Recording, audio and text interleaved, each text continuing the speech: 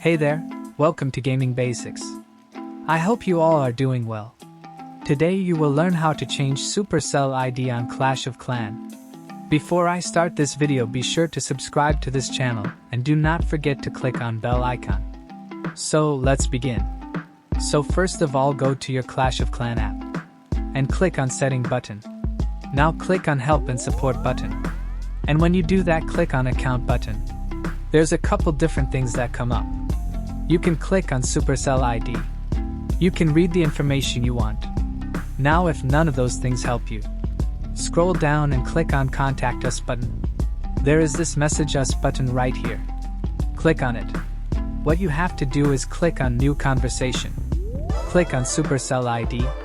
If you lost it, you can click Lost Supercell ID or opt out of Supercell ID or whatever the case is. Now click on Lost Supercell ID.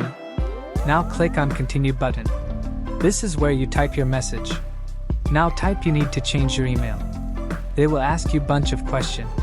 By the end of conversation, you should be able to change your Supercell ID. I hope you guys like this video. I will see you in the next one.